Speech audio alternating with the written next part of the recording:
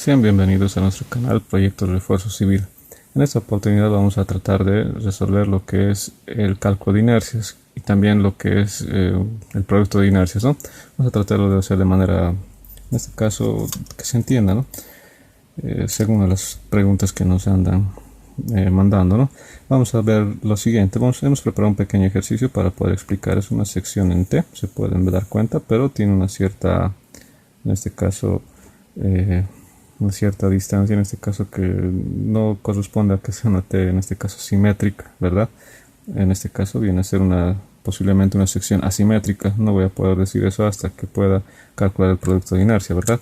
Bueno, de todas formas, la idea principal es calcular la inercia compuesta, ¿no? En otras palabras. Veamos de la siguiente manera. Tenemos las dimensiones, tenemos los datos. Entonces vamos a colocar lo que es la solución. Para eso voy a traer una nueva hoja. Simplemente eso va a ser nuestra gráfica para poder hallarla. Entonces vamos a colocar solución. Como primer punto que se debe realizar es los ejes de referencia, ¿no? Entonces a partir de eso vamos a calcular ejes de referencia. Si hablamos de los ejes de referencia, vamos a denominar eje U y eje B. Entonces, ¿a qué se refiere el eje U y el eje B? Vamos a tomar en cuenta de la siguiente manera. Tratar de, en este caso, buscar un nuevo color, tal vez, para poder diferenciarlos. Entonces lo trazamos de esta manera. Aquí va a ser el origen para mí, para hacer en este caso, para poder medir. Y de esta manera, ¿no? Sí, vamos a tomarlo en cuenta. Los ejes de referencia U, ¿ya? Y B. En este caso el vertical. Lo estoy colocando en el extremo inferior izquierdo, ¿no? Para que se pueda notar de esa manera. Entonces el eje U y el eje B.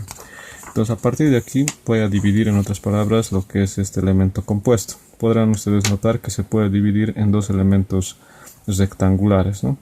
No sería muy prudente hacerlo de tres, en este caso dividirlo en tres partes, porque se nos hace más complejo. La idea principal es buscar, en otras palabras, la solución, en este caso óptima, ¿no? Sin entrar en mucho detalle.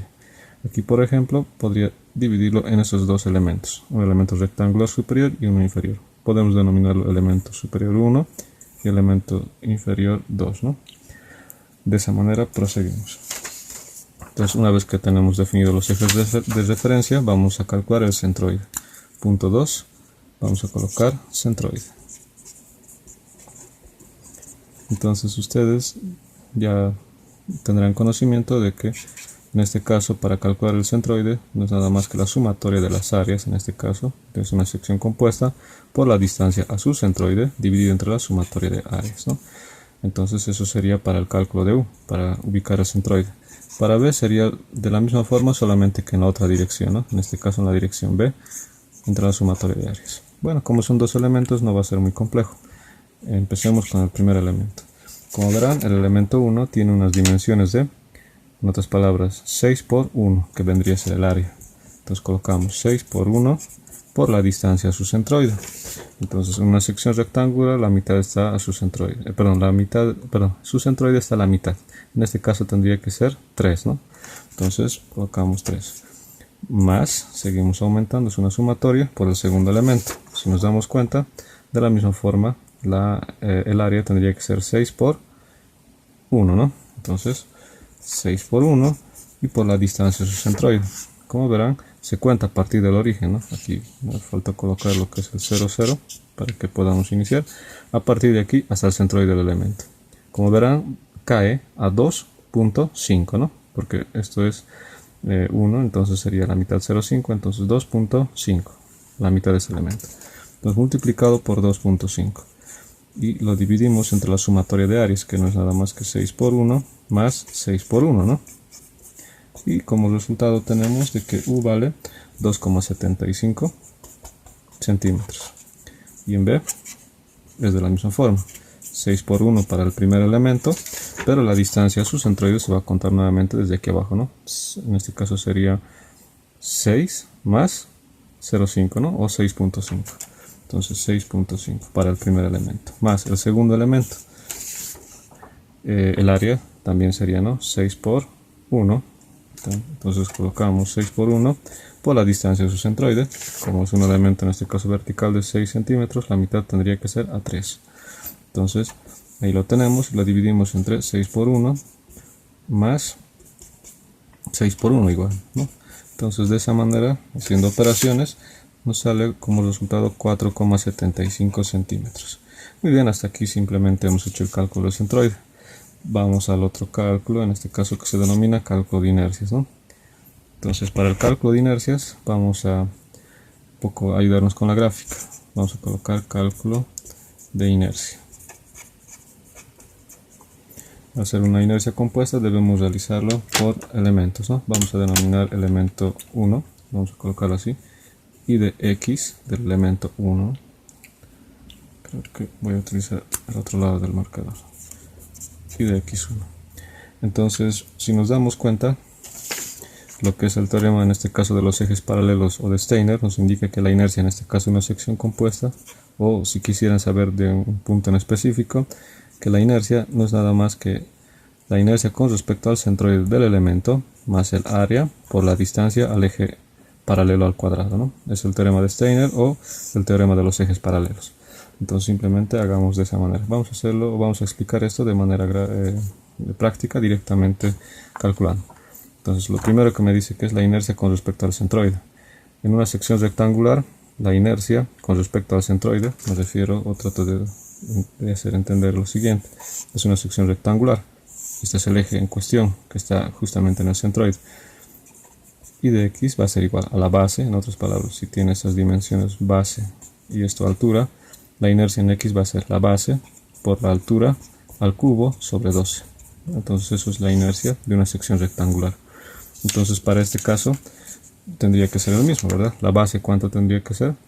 Con respecto al eje horizontal, ¿no? Sería 6 por la altura, en este caso es 1 centímetro al cubo sobre 12, más el área. El área de este elemento es 6 por 1 por la distancia al eje paralelo. Muy bien, bueno, hasta aquí ya hemos hecho lo que ya uno en este caso hemos hecho el cálculo correspondiente. Aquí un poco regresando a la gráfica, hemos dicho que U vale 2,75. Entonces si nosotros tratamos de graficar esto en el dibujo, vamos a ver lo siguiente. Me indican que es 2,75, ¿verdad? Es aproximadamente, no está exacto todo esto, pero más o menos nos da a entender que está por ahí. En otras palabras, toda esta distancia de aquí hasta aquí corresponde en este caso a la dimensión U, que es el valor de 2,75, ¿verdad? Ahora en el eje vertical me indican que es 4,75, ¿no? Entonces obviamente todo eso se debe contar a partir de 0, 0. 4,75, exactamente, bueno, aproximadamente debe estar por aquí. Entonces ahí estaríamos colocando, y ese sería, en otras palabras, el eje X, en este caso el eje horizontal, y el eje vertical, que recién sería Y, ¿no? Aquí arriba. Entonces toda esta distancia de aquí a aquí, desde el origen, vale 4,75. Entonces esos valores no nos vamos a olvidar porque vamos a hacer operaciones con esto. Entonces una vez que ya tenemos definido estos valores, vamos a proseguir con lo que estábamos recurriendo anteriormente. Hemos dicho, ¿no? La inercia con respecto al centroide más el área por la distancia al eje paralelo. ¿A qué se refiere con esa distancia al eje paralelo? Se refiere a la distancia que existe con respecto al centroide y con respecto al centroide del elemento. Si nos damos cuenta, aquí está el centroide de toda la sección compuesta, pero el centroide de este elemento en particular está a 3 centímetros, es decir, está aquí, ¿verdad? Entonces, a esta distancia se conoce como distancia al eje paralelo, ¿no? Esa distancia es al eje paralelo, pero eso es obviamente con respecto al eje Y, pero nosotros estamos hablando con respecto al eje X. Entonces, para lo cual yo debo trazar, en otras palabras, en este caso una línea horizontal, ¿no? Se podría decir de esa manera, del elemento, y dibujar esta distancia, ¿no? Esto es con respecto, en estas palabras, esto es el eje, en otras palabras, del elemento, y eso sería de todo el elemento compuesto. Esta es la distancia al eje paralelo, porque estamos trabajando con respecto al eje X. Entonces, para poder calcular ese valor, podemos indicar de que es 6.1 multiplicado por, ¿cómo calcularíamos esta distancia? Yo lo hago de la siguiente manera. Todo lo trabajo desde el punto de abajo, es decir, sumando hasta aquí arriba, que sería 6.5, ¿verdad?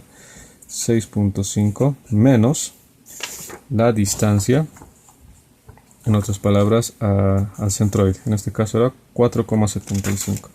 4,75 y lo elevamos al cuadrado. Si nos damos cuenta, el orden no va a afectar porque está elevado al cuadrado. Y si es que está elevado al cuadrado, no tiene, en este caso, no tiene ningún inconveniente porque siempre va a ser positivo. Eso sería del primer elemento. Del segundo elemento, la base tendría que ser de, si nos damos cuenta con relación al eje horizontal, el eje X, base sería 1 por la altura, que sería 6 al cubo sobre 12 más el área 6 por 1 por la distancia al eje paralelo. Ahora aquí, si nos damos cuenta, a partir de aquí hasta el centroide del elemento tendría que ser 3, ¿no? Recuerden que toda esa distancia es 6. La mitad es 3 menos 4,75 y lo elevamos al cuadrado. Ya tendríamos lo que es la inercia con respecto al eje X, ¿no? Ahora vamos a tratar de calcular lo que es la inercia total, que no es nada más que I de X1 más I de X2. Bueno, ahorita lo vamos a calcular rápidamente. Sería, en otras palabras, 6.5 menos 4,75. Todo esto lo elevamos al cuadrado, multiplicamos por 6 y lo sumamos más 6 dividido entre 12, ¿no? Porque el otro es 1 al cubo, que no tiene ninguna incidencia. Como resultado me sale 18,875. ¿no? Eso obviamente las unidades son centímetros a la cuarta.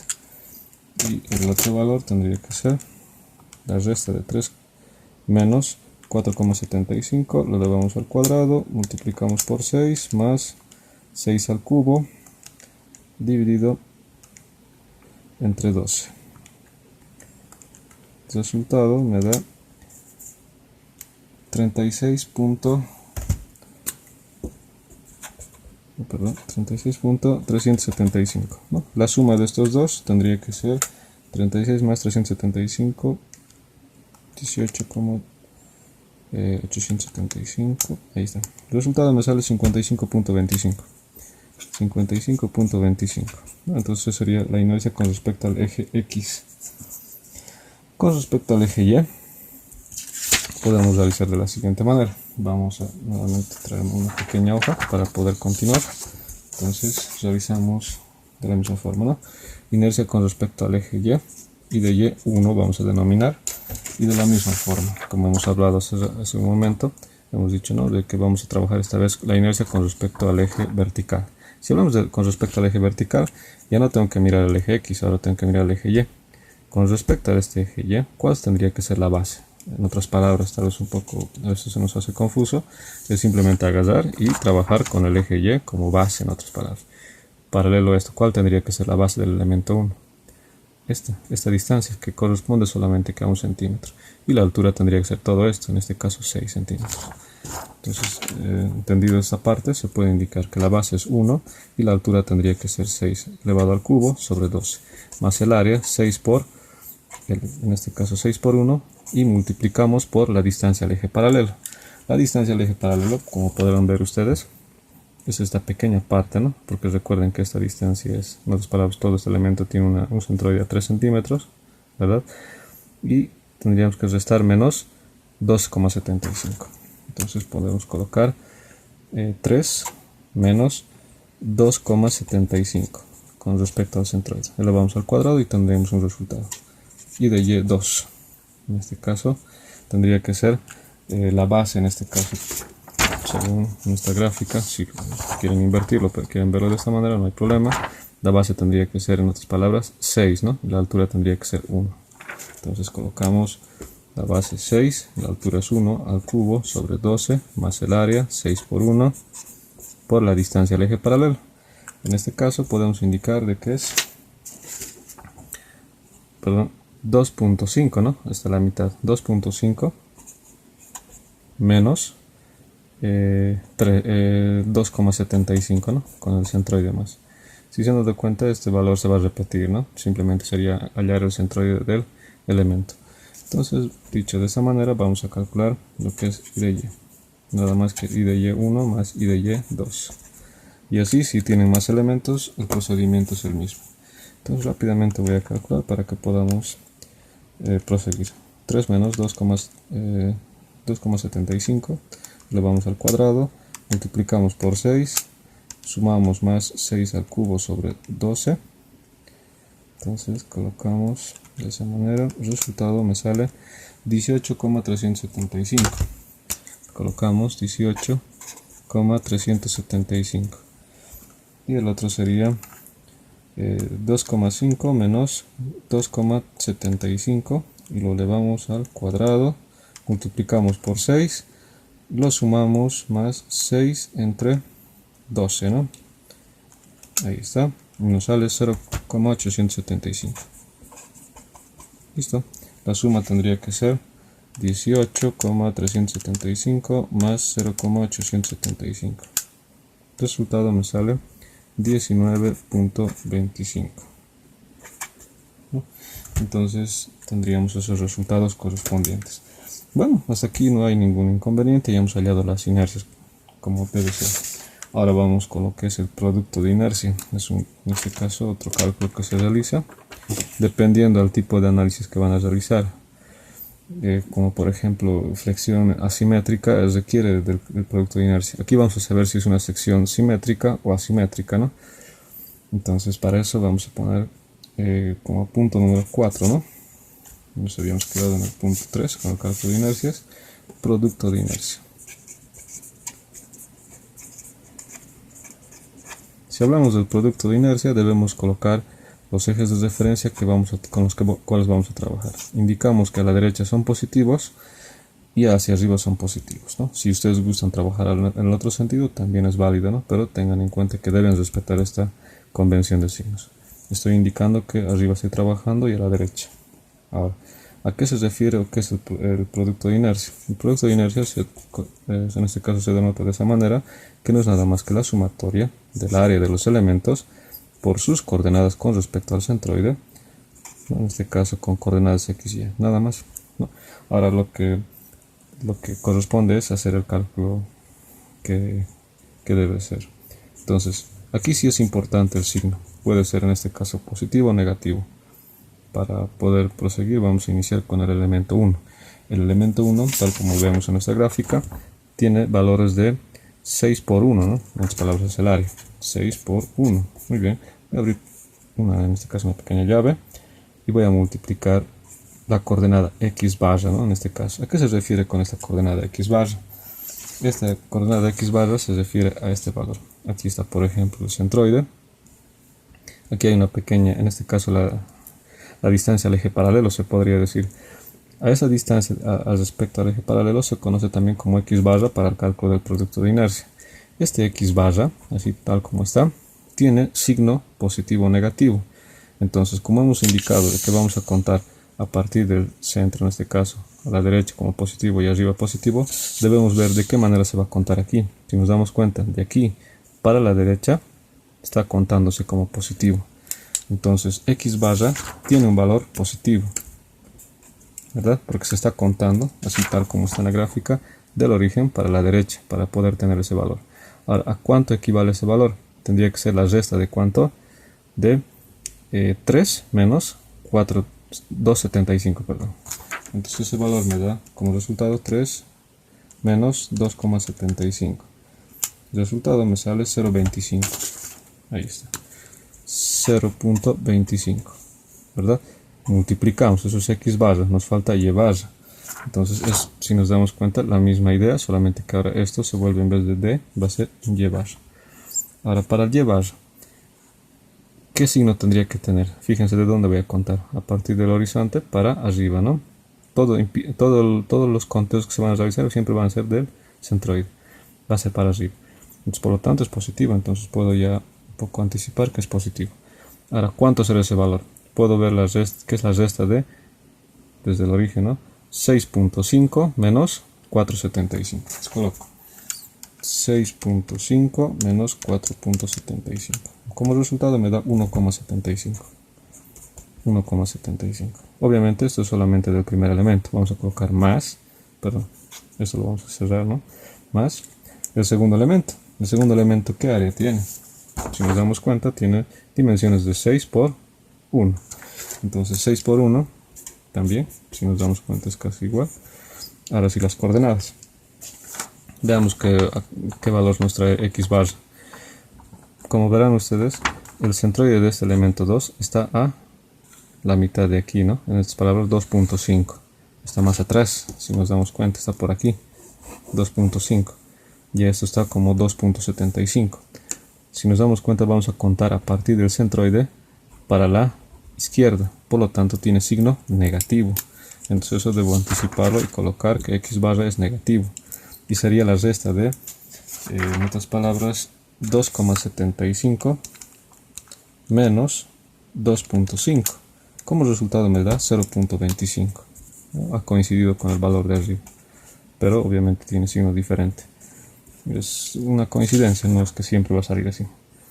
Después en y, por ejemplo, veamos un poco. Fíjense, todo este elemento tiene una longitud de 6. La mitad tendría que ser 3, ¿no?